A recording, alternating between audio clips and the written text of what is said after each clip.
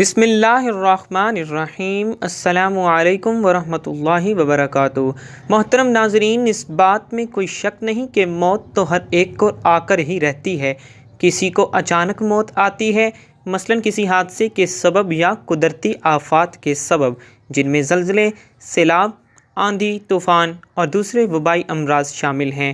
تو کسی کو بیماری میں، کسی کو گھر کے بستر میں، تو کسی کو مسجد میں۔ موت سے انکار نہیں کیا جا سکتا۔ موت کسی کی ٹلتی نہیں۔ جب اس کا وقت آ جائے تو چاہے بادشاہ ہو یا غلام، امیر ہو چاہے فقیر، سفیر ہو چاہے مشیر، یہ کسی کو نہیں بخشتی، چاہے زمین کے اندر چھپ جائے یا آسمان کی وسعتوں میں محفوظ ہو جائے۔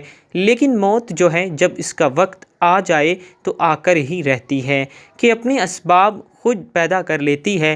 اس ویڈیو میں موت کی حقیقت کے بارے میں آپ لوگوں کو بتائیں گے اور ایسی چند نشانیاں بھی بیان کریں گے جن کو سائنس بھی تسلیم کرتی ہے اور مانتی ہے کہ موت آنے سے قبل یہ نشانیاں ہر ایک پر ظاہر ہوتی ہیں۔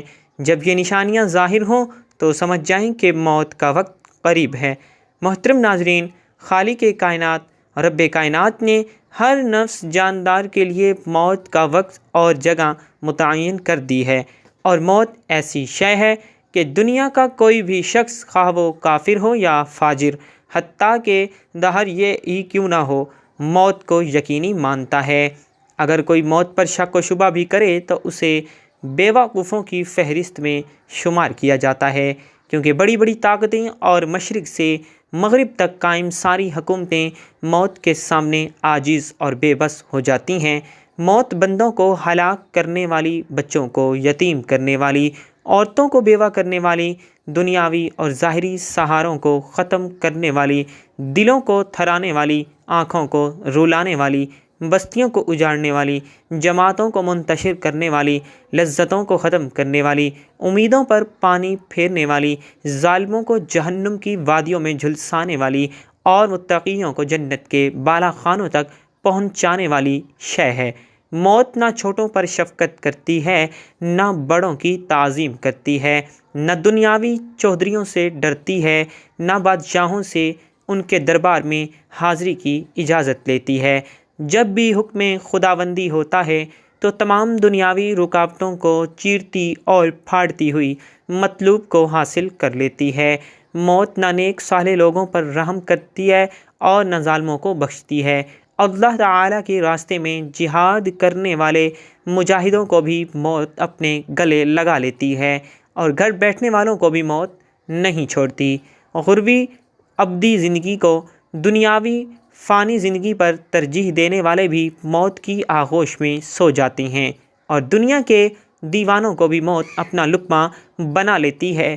موت آنے کے بعد آنکھ دیکھ نہیں سکتی، زبان بول نہیں سکتی، کان سن نہیں سکتے، ہاتھ پیر کام نہیں کر سکتے۔ موت نام ہے روح کا بدن سے تعلق ختم ہونے کا اور انسان کا دار فانی سے دائرہ بقا کی جانب کوچ کرنے کا۔ ترقی یافتہ سائنس بھی روح کو سمجھنے سے قاصر ہے۔ حالانکہ اللہ تعالیٰ نے قرآن کریم میں واضح طور پر اعلان فرما دیا ہے، روح صرف اللہ کا حکم ہے۔ موت پر انسان کے اعمال کا کھاتہ بند ہو جاتا ہے، اور موت پر توبہ کا دروازہ بند اور سزا اور جزا کا عمل شروع ہو جاتا ہے۔ حضور اکرم صلی اللہ علیہ وآلہ وسلم نے ارشاد فرمایا، اللہ تعالیٰ بندے کی توبہ قبول کرتا ہے یہاں تک کہ اس کا آخری وقت آ جائے۔ ہر روز، ہر گھنٹہ، بلکہ ہر لمحہ اپنی موت کے قریب تر ہوتے چلے جا رہے ہیں۔ سال، مہینے اور دن گزرنے پر ہم کہتے ہیں کہ ہماری عمر کتنی ہو گئی، لیکن حقیقت یہ ہے کہ اتنے ایام ہماری زندگی سے کم ہو گئے۔ موت ایک مصیبت بھی ہے، جیسا کہ اللہ تعالیٰ ارشاد فرماتے ہیں، اور وہی تمہیں موت کی مصیبت پیش آ جائے۔ سورہ مائدہ۔ اللہ تعالیٰ نے اپنے کلام کے متعدد آیات میں موت اور اس کی حقیقت کو بیان کیا ہے، جن میں سے چند آیات پیش خدمت ہیں۔ ہر جاندار کو موت کا مزہ چکھنا ہے، اور تم سب کو تمہارے اعمال کے پورے پورے بدلے قیامت کے دن ملیں گے۔ پھر جس کو دوزخ سے بچا لیا گیا اور جنت میں داخل کر دیا گیا، وہ صحیح معنوں میں کامیاب ہو گیا، اور دنیاوی زندگی تو جنت کے مقابلے میں دھوکے کے سامان کے سوا کچھ بھی نہیں ہے۔ سورہ آل عمران۔ اس آیت میں اللہ تعالیٰ نے انسانوں کی کامیابی کا معیار ذکر کیا ہے، اور وہ یہ ہے کہ اس حال میں ہماری موت آئے کہ ہمارے لیے جہنم سے چھٹکارے اور حصول جنت کا فیصلہ ہو چکا ہو۔ اس زمین میں جو کچھ بھی ہے فنا ہونے والا ہے، اور صرف تمہارے پروردگار کی فضل والی، جلال والی اور فضل و کرم والی ذات باقی رہے گی۔ سورہ رحمان۔ ہر چیز فنا ہونے والی ہے سوائے اللہ کی ذات کے، حکومت اسی کی ہے اور اسی کی طرف لوٹ کر جانا ہے۔ سورہ قصص۔ محترم اور معزز ناظرین، اب آتے ہیں موت کی چند نشانیوں کی جانب۔ جب موت کا آخری وقت ہوتا ہے تو یہ 3 نشانیاں ہر ایک شخص پر ظاہر ہوتی ہیں۔ پہلی نشانی یہ ہے کہ جسم کا وقت جب ختم ہونے والا ہوتا ہے تو آنکھوں میں آنسو چمکتے ہیں اور جسم کا درجہ حرارت گر جاتا ہے اور دوبارہ بحال نہیں ہوتا۔ ایسے وقت پر اسے شدید پسینہ بھی آ سکتا ہے۔ دوسری نشانی یہ ہے کہ اس وقت احساسات کم ہو جاتے ہیں، یعنی روح جب جسم کو چھوڑنے کے لیے بالکل تیار ہو، یعنی موت کے تقریباً 24 گھنٹے پہلے تو ہاتھ پاؤں اور باقی جسم کی جلد پر محسوسات ختم ہو جاتے ہیں اور اعضاء کا رنگ بدلنا شروع ہو جاتا ہے اور جلد کا اوپری حصہ نیلا ارغوانی رنگ اختیار کرنا شروع کر دیتا ہے۔ تیسری نشانی سانس کی بے ترتیبی ہے۔ یہ نشانی ایک واضح نشانی ہے جب انسان کا سانس اکھڑنا شروع ہوتا ہے اور بے ترتیب ہوتا چلا جاتا ہے اور دھیرے دھیرے بجھ جاتا ہے۔ میڈیکل سائنس والے ہی جانتے ہیں کہ یہ وہ وقت ہوتا ہے جب رخصت ہونے والا لینے آنے والوں کو محسوس کرنے لگتا ہے اور دیکھنے لگتا ہے، تو ایسے موقع پر اس کے منہ سے کچھ ایسے الفاظ نکلتے ہیں جس سے سن کر ڈاکٹر کہتے ہیں کہ اسے الوژن ہو رہی ہے۔ جسم جب کمزور اور لاغر ہوتا ہے تو الوژن بھی ہو سکتی ہے، مگر سکرات نہیں ہے، اور اہل علم اس بات کو اچھی طرح سے ہی جانتے ہیں کہ ساری زندگی جسم کو خون پمپ کرنے والے دل کی دھڑکنیں موت سے کچھ دیر پہلے بے ترتیب ہو جاتی ہیں اور نبض اس قدر سست ہو جاتی ہے کہ اسے ہاتھ سے محسوس کرنا بھی مشکل ہو جاتا ہے، اور یہ بہت بڑا اشارہ ہوتا ہے کہ جسمانی اعضاء اپنا وقت پورا کر چکے ہیں اور عن قریب بجھنے والے ہیں۔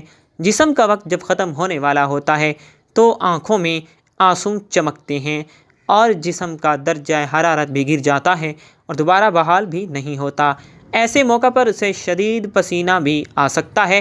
ایسے موقع پر کمزور دل افراد اپنے جذبات پر قابو نہیں رکھ پاتے، تو انہیں چاہیے کہ مریض کے پاس نہ رہیں اور اس کے پاس ہرگز مت روئیں، کیونکہ جسم کی سماعت کی حس پوری طرح سے کام کر رہی ہوتی ہے، اور محبت کرنے والے اہل خانہ کو تکلیف میں دیکھنا بھی ایک تکلیف ہے۔